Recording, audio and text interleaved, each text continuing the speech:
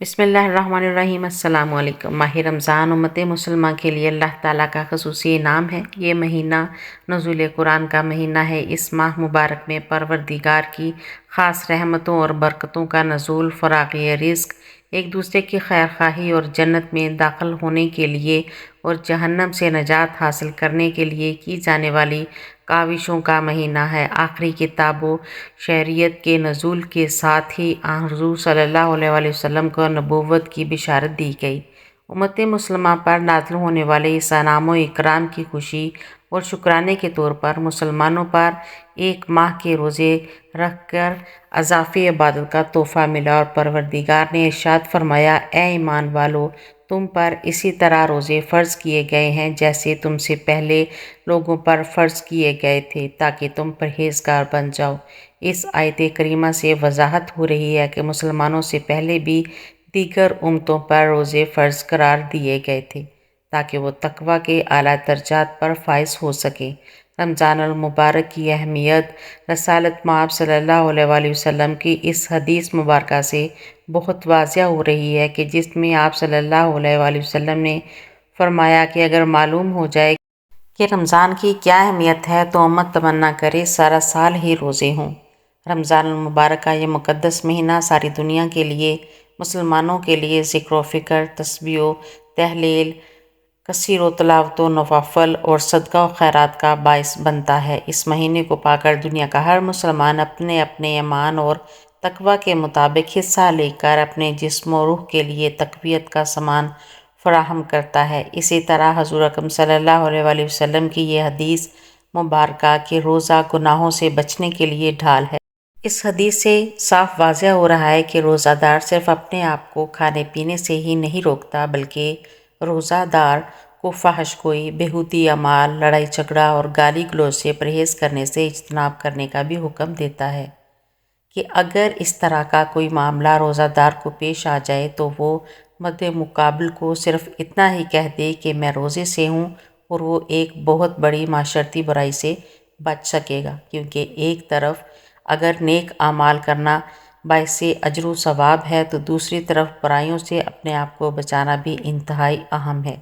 جیسا کہ رسول اللہ صلی اللہ علیہ وآلہ وسلم کا فرمان مبارک ہے کہ آپ نے صحابہ اکرام سے دریافت فرمایا کہ کیا تم جانتے ہو کہ مفلس کون ہے؟ تو صحابہ نے عرض کی: جو شخص صاحب مال نہ ہو وہ مفلس ہے۔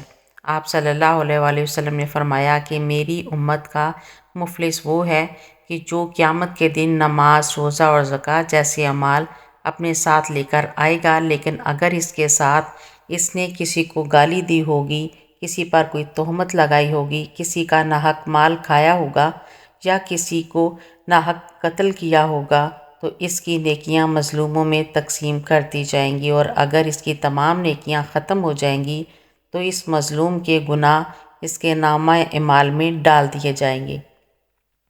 اسی طرح روزے کی فضیلت کے حوالے سے حضرت ابن عمر رضی اللہ تعالیٰ عنہ سے روایت ہے کہ حضور نبی اکرم صلی اللہ علیہ وآلہ وسلم نے فرمایا: جنت سال کے آغاز سے ہی اگلے سال تک رمضان المبارک کے لیے سجا دی جاتی ہے۔ آپ صلی اللہ علیہ وآلہ وسلم نے فرمایا: جب رمضان المبارک کا پہلا دن ہوتا ہے تو عرش کے نیچے سے ایک ہوا چلتی ہے جو جنت کے درختوں کے پتوں سے حورین پر پھیل جاتی ہے۔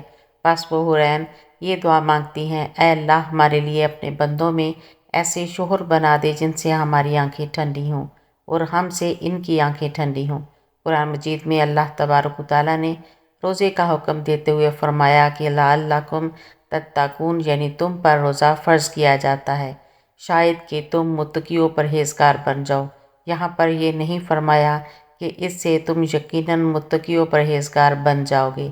اس آیت سے واضح ہو رہا ہے کہ روزے کا نتیجہ تو آدمی کی سمجھ بوجھ اور اس کے ارادے پر منحصر ہے، نہ کہ صرف روزہ رکھ لینے سے، اور جب تک انسان روزے کے اصل مقصد کو حاصل نہیں کر لیتا یعنی تقویٰ و پرہیزگاری، تب ہی روزہ اس کے لیے فائدہ مند ہے۔ اگر اس نے روزہ رکھ کر تقویٰ و پرہیزگاری حاصل نہیں کی تو اسے کوئی فائدہ حاصل ہونے کی امید بھی نہیں رکھنی چاہیے۔ رسول اللہ صلی اللہ علیہ وآلہ وسلم نے اپنی امت کو آنے والے ہر قسم کے فتنوں کے بارے میں نہ صرف خبردار کیا بلکہ مستقبل میں رونما ہونے والے اہم واقعات کے بارے میں بھی آگاہ کیا۔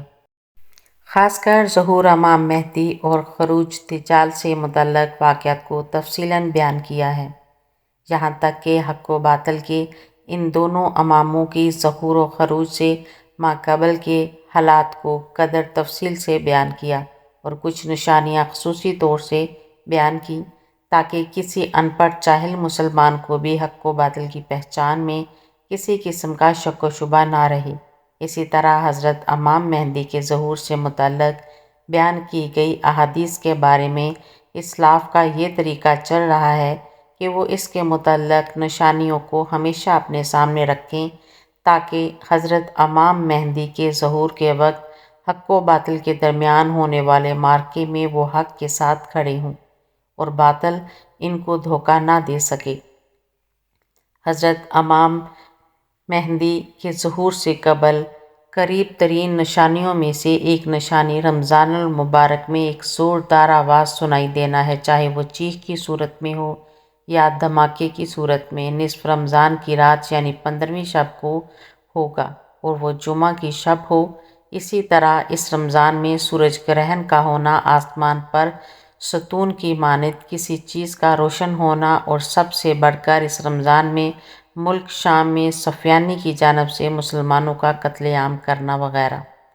رسول اللہ صلی اللہ علیہ وآلہ وسلم نے فرمایا، رمضان میں ایک زبردست آواز آئے گی۔ صحابہ کرام رضوان اللہ علیہم اجمعین نے پوچھا، یا رسول اللہ صلی اللہ علیہ وآلہ وسلم، آواز رمضان کے اول میں ہوگی، درمیان میں یا پھر آخر میں؟ آپ صلی اللہ علیہ وآلہ وسلم نے فرمایا، نصف رمضان میں۔ جب نصف رمضان میں جمعہ کی رات ہوگی تو آسمان سے ایک زوردار آواز آئے گی جس سے 70,000 لوگ بے ہوش ہو جائیں گے اور 70,000 اندھے ہو جائیں گے اور 70,000 بہرے ہو جائیں گے۔ ایک اور روایت کے مطابق 70,000 راستہ بھٹک جائیں گے اور 70,000 لڑکیوں کی وقارت زائل ہو جائے گی۔ صحابہ کرام رضی اللہ تعالیٰ عنہ نے دریافت کیا، یا رسول اللہ صلی اللہ علیہ وآلہ وسلم، تو آپ کی امت میں سے اس آواز سے کون محفوظ رہے گا؟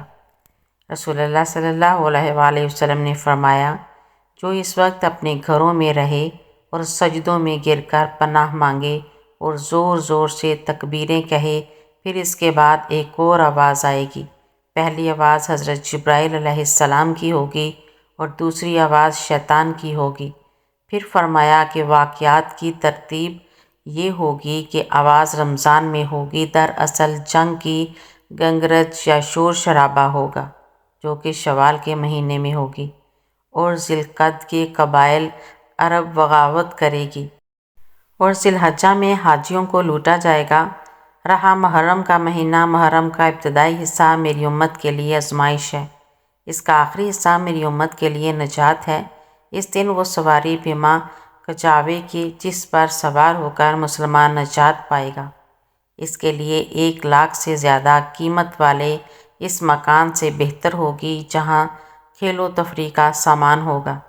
رسول اللہ صلی اللہ علیہ وآلہ وسلم نے فرمایا، رمضان میں ایک آواز سنائی دے گی، شوال میں شور شرابہ ہوگا اور ذی القعدہ میں قبائل کی باہمی کشمکش۔ اس سال حاجیوں کو لوٹا جائے گا اور منی میں بڑا کشت و خون ہوگا، بہت سے لوگ قتل کیے جائیں گے۔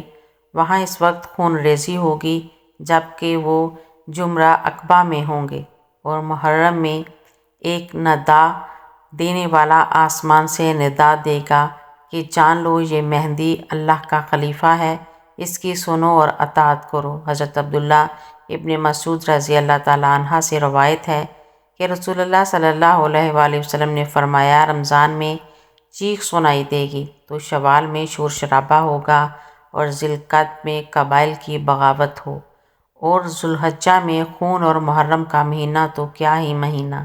ہم نے پوچھا کہ یا رسول اللہ صلی اللہ علیہ وآلہ وسلم، یہ چیز کیسی ہوگی؟ آپ صلی اللہ علیہ وآلہ وسلم نے فرمایا، 15 رمضان المبارک جمعہ کی رات کو دھماکہ ہوگا جو سونے والے کو بیدار کرے گا، کھڑے ہونے والوں کو بٹھا دے گا۔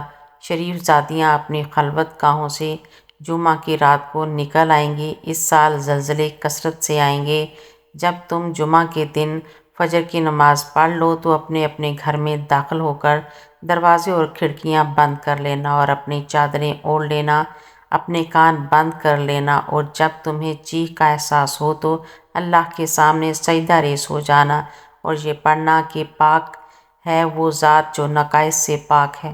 تو جو ایسا کرے گا وہ نجات پائے گا، اور جو ایسا نہیں کرے گا وہ ہلاک ہو جائے گا۔ محمد بن علی رحمۃ اللہ علیہ کا قول ہے، دو نشانیاں ہیں جو زمین و آسمان کی تخلیق سے لے کر آج تک نظر نہیں آئیں۔ پہلی، رمضان المبارک کی رات چاند گرہن لگے گا، اور دوسری 15ویں رمضان کو سورج گرہن لگے۔ جب سے اللہ نے زمین و آسمان کو پیدا کیا ایسا نہیں ہوا۔ یہ بات حقیقت ہے کہ سورج گرہن ہمیشہ چاند کی شروع کی تاریخوں میں ہوتا ہے، اور چاند گرہن ہمیشہ ایام 20 یعنی 13، 14 اور 15 کی تاریخ کو ہوتا ہے، لیکن ظہور مہدی سے ماہ قبل رمضان میں یہ ترتیب بدل جائے گی۔ حضور اکرم صلی اللہ علیہ وآلہ وسلم نے فرمایا، لوگوں، قیامت سے پہلے ایک رمضان ایسا آئے گا جس میں ایک ایسی شدید آواز آئے گی اور دنیا میں کوئی نہیں جان سکے گا کہ آواز کہاں سے آئی۔ آپ صلی اللہ علیہ وآلہ وسلم نے فرمایا کہ اگر رمضان میں ایسی آواز سنائی دے جس کا کوئی کھوج نہیں لگایا جا سکا تو پھر 1 سال کا رزق اپنے گھروں میں سمیٹ کر رکھ لینا۔ کہاں کی عقل مندی ہے۔ حضرت جابر رضی اللہ تعالیٰ عنہ فرماتے ہیں کہ میں نے رسول اللہ صلی اللہ علیہ وآلہ وسلم کو یہ فرماتے ہوئے سنا کہ میری امت میں ایک جماعت یوم قیامت تک سر بلندی کے ساتھ حق کے لیے برسر پیکار رہے گی۔